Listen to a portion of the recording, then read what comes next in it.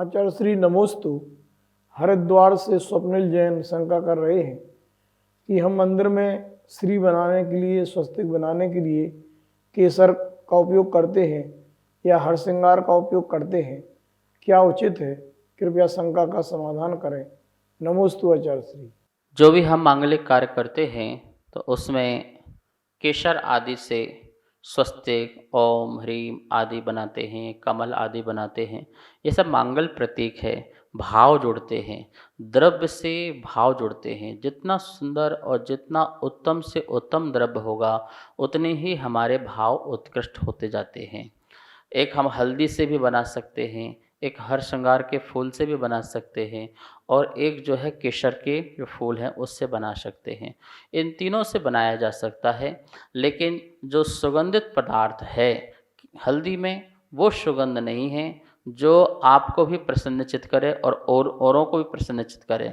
हर श्रृंगार में खुशबू है, लेकिन जो केसर है वो लाभदायक है, पुष्टि तुष्टि आदि का कारक है।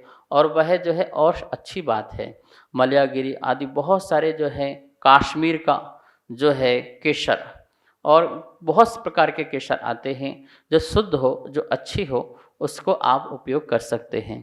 किन्हीं कहाँ इतना ज़्यादा पैसा व्यय करने का नहीं होता है क्योंकि महंगी भी आती है, तो फिर वहाँ पर क्या बोलते हैं कि वो किसका उपयोग कर लेते हैं, हर श्रृंगार फूल का। तो हर श्रृंगार फूल का यदि उपयोग करना ही है तो आपको ध्यान रखना है, जो फूल गिर जाते हैं उनका शोधन करें। शोधन के बाद उनको सुखाएं, और सुखाने के बाद पूरी तरह से उनको देख लिया जाए कि इसमें किसी प्रकार का कोई जीव ना हो, और फिर उसका जो है आप चंदन बना सकते हैं।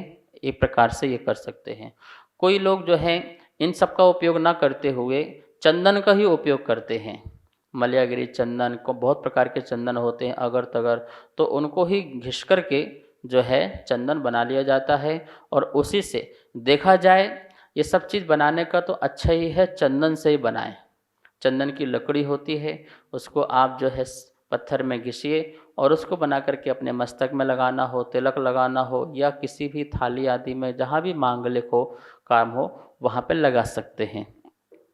ये सब कुछ की व्यवस्था भी नहीं है, इतना कुछ भी नहीं कर सकते हैं, तो कोई बात नहीं, आप हल्दी से भी कर लेना। हल्दी भी जो है मांगलिक मानी गई है। और हरिद्रा कुंकुमालित्वम, हल्दी का रंग और कुमकुम का रंग जो है ये बहुत ही शुभ और बहुत ही मंगल माना गया है। चाहे विवाह में हो, चाहे धार्मिक कार्य में हो, आप इनका भी उपयोग करके अपनी पूजा पाठ की पद्धति को अच्छी तरीके से संपन्न कर सकते हैं। आचार्य श्री नमोस्तु। ज्योति नगर से नितिन जैन शंका कर रहे हैं कि अभी शीतकालीन जो समय है, इस समय बच्चों को छोड़ना स्कूल, और कई बार और भी कई समस्याएं घर में रहती हैं, तो क्या अभिषेक मंदिर में एक ही बार होना चाहिए या दो समय तय कर लिए जाएं, उन पर अभिषेक किया जाए तो क्या उचित है? कृपया शंका का समाधान करें। नमोस्तु आचार्य श्री। अभिषेक की क्रिया प्रातः काल में ही होना चाहिए एक बार, ऐसा कहीं भी लिखा नहीं है। भक्त क्यों स्थापना करता है भगवान की प्रतिमा की, मंदिर की? भक्ति करने के लिए। उसका उद्देश्य क्या है? मैं त्रिकाल भक्ति कर सकूं, त्रिकाल वंदना कर सकूं, जब चाहे मेरा मन हो मैं भक्ति करूं भगवान की। भक्ति कैसे करेंगे? अभिषेक के माध्यम से, शांति धारा के माध्यम से, पूजन की द्रव्यों को चढ़ा करके की जा सकती है, चमर करके, छत्र करके, और भी नृत्य, भक्ति, स्वाध्याय आदि अनेक प्रकार की भक्तियां हो सकती हैं। उसका अभिषेक का भाव हो रहा है। हम लोग समाज में ऐसी व्यवस्थाएं बना देते हैं जिसके कारण सभी वर्ग के जीव जुड़ नहीं पाते हैं। हम ऐसे ऐसे कानून बना देते हैं कि बस हो गया, 6 बजे का टाइम रख दिया और 6 बजे अभिषेक हो गया, और इसके बाद भगवान को कांच से बंद किया और ताला लगा दिया। अब कोई दर्शन नहीं।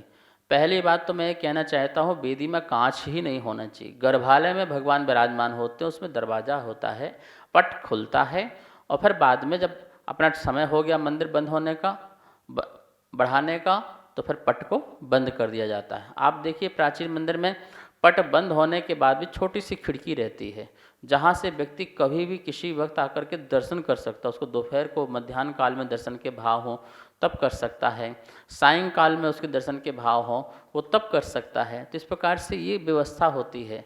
हम लोग जो भगवान के लिए कांच से बंद कर देते हैं, हमको पूरी एनर्जी नहीं आती है, पूरी आशीर्वाद प्राप्त नहीं होता है, तो इसलिए ये तो होना ही नहीं चाहिए। फिर जो ये समय बना देते हैं कि इतने समय ही अभिषेक होना चाहिए, देखिए शीतकालीन हो चाहे ठंडी हो चाहे गर्मी हो कुछ भी हो, सबकी अपनी व्यवस्थाएं होती है। जब तक मंदिर खुला हुआ है व्यक्ति को अभिषेक आदि का अधिकार होना चाहिए। दिल्ली का सबसे प्राचीन 500 वर्ष प्राचीन मंदिर जो लाल मंदिर है, आप वहाँ पर 8 बजे जाओ, 9 बजे जाओ, 10 बजे जाओ, 11 बजे जाओ, कभी जाओ, वहाँ जल रखा हुआ है, अपनी थाली रखिए, प्रभु को उठाइए, अभिषेक कीजिए, मार्जन कीजिए और रख दीजिए, अपनी भक्ति कर लीजिए, कहीं अंतर नहीं। मध्य प्रदेश में ऐसे कितने मंदिर हैं। हम लोग बचपन में स्वयं गुरुकुल में पढ़ते थे, तब अपने 9 बजे जाते थे, तब जब जाकर के प्रभु का अभिषेक कर लेते थे, कहीं कोई मना नहीं था। लेकिन आजकल इतना ज़्यादा लोगों ने ये कर दिया है कि अब युवा वर्ग 7 बजे 6 बजे नहीं उठ पाता है, वो 8 बजे आता, मान लो 9 बजे आता है, तो उसको अभिषेक मिल जाना चाहिए। कम से कम प्रभु से जुड़ेगा, जो भगवान को स्पर्श करेगा वो गलत काम तो नहीं करेगा, कभी पाप नहीं करेगा, कहीं बुराई में नहीं लगेगा। तो हमें इस प्रकार से मंदिरों में व्यवस्था बनाना चाहिए। भैया हमने भगवान को सिर्फ म्यूजियम बना के नहीं रखा है कि आपको रख दिया, पैक कर दिया, आओ चावल चढ़ाओ, गंधोद लगाओ, भाग जाओ, इसके लिए नहीं रखा है। पूरे 6 आवश्यक का पालन करने के लिए हमने भगवान को रखा है कि हम अच्छी देव पूजा पूरी कर सकें। देव पूजा का मतलब है अभिषेक सहित पूजा होती है, वो देव पूजा होती है। तो इसकी व्यवस्थाएं भी समाज को बनाना चाहिए, सुधार होना चाहिए, और हर जगह ऐसी व्यवस्थाएं होना चाहिए कि जब चाहे व्यक्ति, जब तक मंदिर खुला है, वो अभिषेक पूजा पाठ कर सके और हम धर्म ध्यान कर सकें। ठीक है, ये व्यवस्था ठीक है कि आपने एक बार कर लिया, एक बार आपने व्यवस्था बना ली कि बाद में कोई आया चाहे नहीं, अपन ने एक बार व्यवस्था बनाई कि हम जितने सो भी प्रातः काल आने वाले हैं, हम सब ने क्या बोलते कि दर्शन करके और भगवान का अभिषेक पूजा पाठ कर लिया। हाँ, ये लिखा है कि प्रातः काल मंदिर जाओ, पर कोई जॉब वाला है, कोई बिजनेस वाला है, कोई माता बहनें ऐसी हैं पति को टिफिन लगाना है, बच्चे को स्कूल छोड़ के आना है, उनको 7-8 बज जाते हैं। पहले स्कूल 11-12 बजे होते थे, अब प्रातः काल के स्कूल हो गए हैं, तो उनको अभिषेक, कितनी महिलाएं ऐसे जिन्हें साल भर अभिषेक नहीं देखा होगा। इन सब के पाप के अधिकारी कौन बनता है? कमेटी बनती है, समाज बनती है कि आपने ऐसा व्यवस्था बना दी कि दूसरों को कुछ मौका ही ना मिले। इसलिए ऐसी व्यवस्था बनाओ कि हर वर्ग को जब तक मंदिर खुला है पूरी छूट है, आप आइए। ये भी मन से निकाल दो कि एक प्रतिमा में बार बार हो सकता, नहीं हो सकता, बिल्कुल हो सकता। कहीं निषेध नहीं लिखा है कि बार बार हो नहीं सकता है, 10 बार नहीं हो सकता है, कितने बार भी कर सकते हो। प्रभु की भक्ति, भगवान कोई थोड़ी पाप देंगे अपन को, पाप देंगे वो भगवान थोड़ी होंगे, हमारे बीतराग भगवान हैं कि आप अपने भक्ति करो, जैसे करना वैसे करो। ठीक है, सभी को सादर जय जिनेंद्र। पूज्य गुरुदेव के मुखारविंद से आप सभी की शंकाओं का नित्य समाधान आगम के अनुसार किया जा रहा है, और ये इसका प्रसारण आदिनाथ टीवी चैनल के माध्यम से हो रहा है। अगर आपके मन में किसी भी प्रकार की कोई भी शंका है तो आप हमें नीचे दिए गए नंबर पर बेझिझक भेज सकते हैं, और आपकी शंका का समाधान पूज्य गुरुदेव के मुखारविंद से आदिनाथ टीवी चैनल के माध्यम से किया जाएगा। तो आप हमें अपनी शंकाएं भेजें और पूज्य गुरुदेव के मुखारविंद से अपना समाधान पाएं और अपनी शंका का समाधान करें। जय जिनेंद्र। इस कार्यक्रम के